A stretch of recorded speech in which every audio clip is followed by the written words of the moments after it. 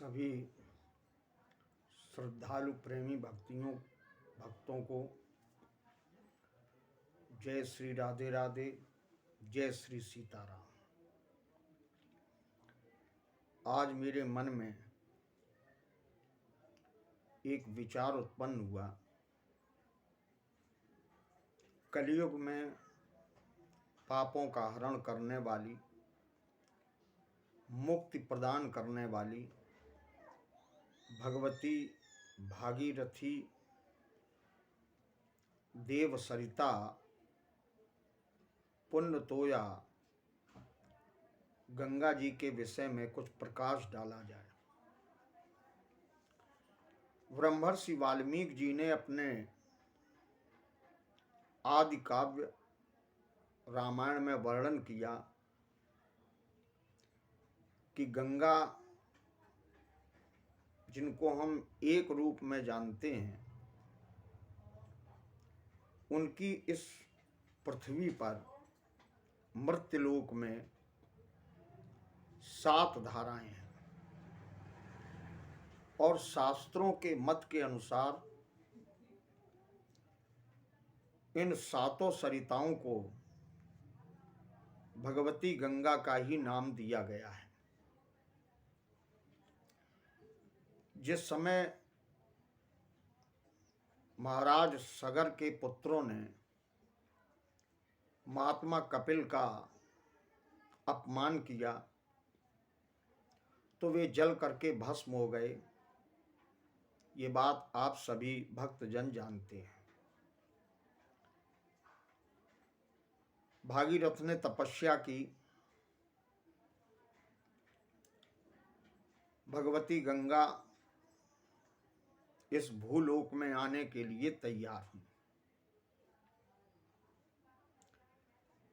लेकिन गंगा जी के मन में एक अवधारणा हुई, एक विचार आया कि मैं अपने प्रखर प्रवाह के साथ भगवान शिव को लेकर के पाताल लोक में समा जाऊंगी।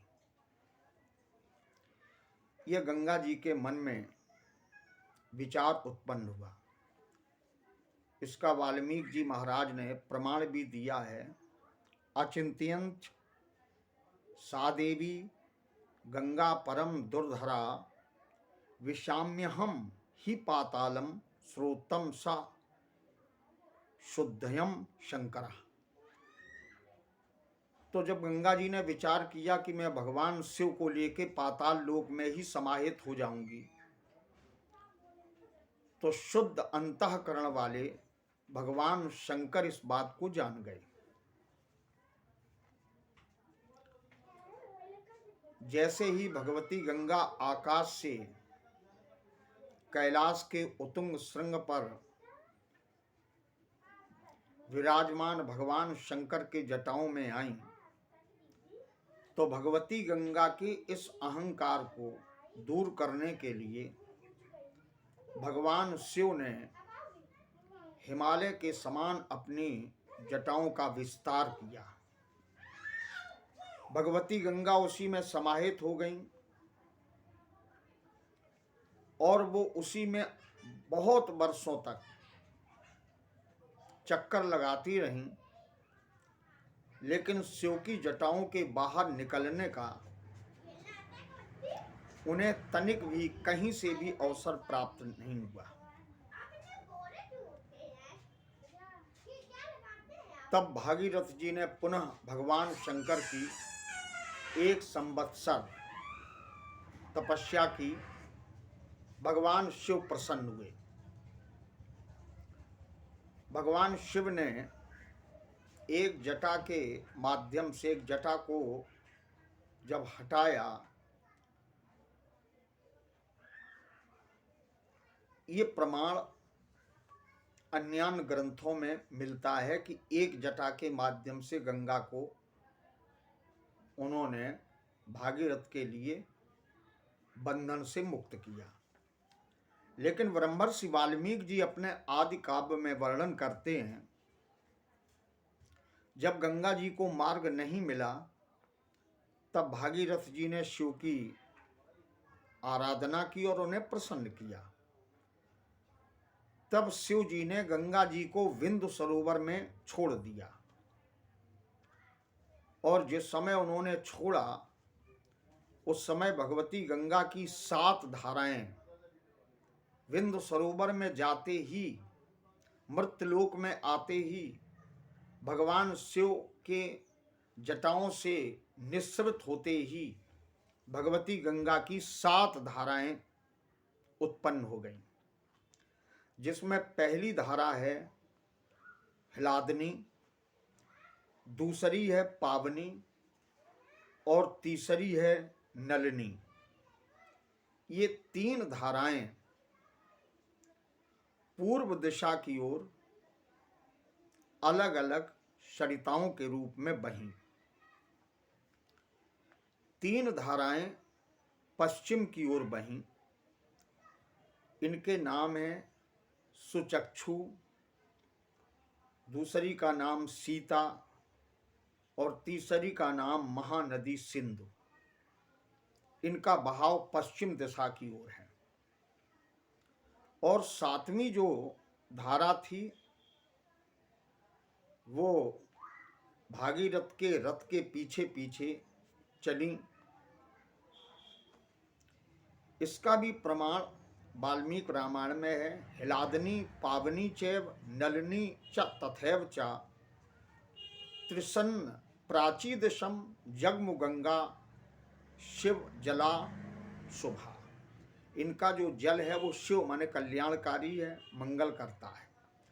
सुचक्षु चैव सीता चा सिंधश्चैव महानदी प्रतीची दिशम जगमु गंगाया तु शुभम। 7वीं चा अनविज्ञात तासाम भागीरथ रथम तदा भागीरथोपि राजर्षि दिव्यम स्यंदन मां स्थितः। भागीरथ अपने विशुद्ध स्यंदन पर, दिव्य स्यंदन पर बैठे, उनका रथ आगे आगे चला और पीछे पीछे जो 7वीं धारा चली, इन्हीं को हम लोग गंगा के नाम से जानते हैं। जन ऋषि की पुत्री भी ये कही गई, भागीरथ की भी ज्येष्ठ पुत्री कही गई और पर्वतराज हिमालय की भी ज्येष्ठ पुत्री कही गई। इस प्रकार भगवती गंगा का आगमन इस पृथ्वी पर हुआ। इसी प्रसंग में एक श्लोक मिलता है, गंगा त्रिपथगा नाम दिव्या भागीरथीति चा त्रीन पथो भवान कीर्ति तस्मात् त्रिपकदा स्मृता। ये त्रिपथगा इनको कहा गया। त्रिपथगा शब्द का यहाँ जो अर्थ दिया है ब्रह्मर्षि वाल्मीकि जी ने, वो ये दिया है कि सबसे पहले ये आकाश मार्ग में, इसके बाद भगवान शंकर की जटाओं में और इसके बाद ये मृत्यलोक में आए। आकाश में भी आकाश को पथ माना और इसके बाद भगवान शिव की जटाओं को भी अवलंब मानते हुए दूसरा पथ माना, क्योंकि वहां ये जटाओं में विचरण करती है। और फिर मृत्यलोक में आई तो तीसरा हो गया मृत्यलोक। इस तरह आकाश, भगवान शिव की जटा और मृत्यलोक। इसका कुछ महापुरुषों ने अर्थ ये भी किया कि आकाश मार्ग का एक पथ, दूसरा पथ मृत्यलोक का और तीसरा पथ जब ये सागर में जाकर के मिली तो वहां पर भगवती गंगा का जो जल था सगर सुतों की उस राखी को लेकर के और पाताल लोक में चला गया। इस कारण से इन्हें त्रिपथगा भी कहते हैं। वस्तुतः यहाँ एक विचारणीय विषय ये है कि हम लोग ये कह देते हैं कि गंगा जी आकाश गंगा हैं एक पाताल गंगा है और एक मर्त्यलोक में बहने वाली देवसरी गंगा है। जबकि शास्त्र इस बात को कहते हैं कि 3 जगह अवलंब लेने के कारण, आश्रय लेने के कारण इनको त्रिपथगा कहा गया है। आज आप सबकी दया से मैंने श्रीमद् भागवत महापुराण में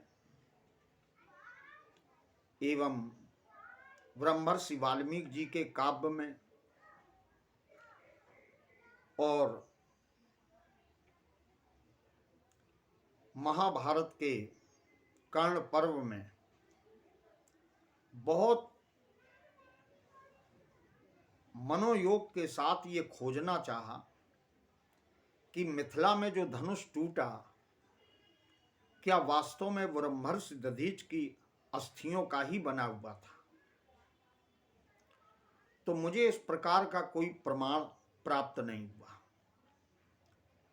भगवान शिव को ये धनुष श्रीमद् भागवत महापुराण के अनुसार भगवान कृष्णचंद्र जी महाराज ने दिया था, क्योंकि मैं दानव ने अमृत के कुंड के माध्यम से त्रिपुरों को जीवित कर दिया था। तब भगवान शंकर की कीर्ति को, यश को और उनके अस्तित्व को बचाने के लिए दिव्य रथ, दिव्य अस्त्र और स्वयं भगवान वृषभ भी बन गए, क्योंकि वो रथ डगमगा रहा था। ये महाभारत और श्रीमद् भागवत महापुराण दोनों के तालमेल से मैं ये निवेदन कर रहा हूँ। कहने का अभिप्राय की एक परंपरागत चर्चा रामलीला जगत में होती चली आई है कि ब्रह्मर्षि दधीच की अस्थियों का बना हुआ ये दिव्य धनुष, ब्रह्मर्षि दधीच की अस्थियों से वज्र तो बना था, इसका प्रमाण तो मिलता है, लेकिन धनुष बना इसका कोई प्रमाण नहीं मिलता। इसका अभिप्राय ये नहीं कि मैंने सभी ग्रंथ पढ़ डाले हैं, क्योंकि मेरी अल्प बुद्धि में या मेरे नेत्रों के समक्ष ये प्रमाण आया नहीं अभी तक। मैं इतना ही कह सकता हूं। प्रसंग तो यदि रामलीला के प्रयोग के लिए संवाद की दृष्टि से जोड़े जाएं, तो मैंने आज एक प्रसंग पढ़ा कि ऋषिक मुनि के 3 पुत्र थे। बड़े पुत्र का नाम जमदग्नि जी, दूसरे का नाम सुनासेप और तीसरे का नाम सुनक। राजा अम्बरीश बलि के निमित्त सुनासेप को लाए थे और भगवान परशुराम जी के पूर्वज ऋषिक जी ने 1 करोड़ स्वर्ण मुद्राएं ली थीं, गायें ली थीं, तब इस बालक को दिया था। एक प्रमाण अजीगर्त का पुत्र सुनासेप ये भी प्राप्त होता है, लेकिन इस पर विस्तार से चर्चा मैं कल करूंगा। आज अपने शुभ चिंतकों के लिए मेरा निवेदन, मेरी प्रार्थना, मेरा वक्तव्य यहीं पर विराम लेता है। मैं एक निवेदन जरूर करूंगा कि चैनल को लाइक करें, अपने इष्ट मित्रों को भेजें, ताकि जैसी कुछ जो भी जानकारी मैं दे पा रहा हूं वो आप सभी तक पहुंचे।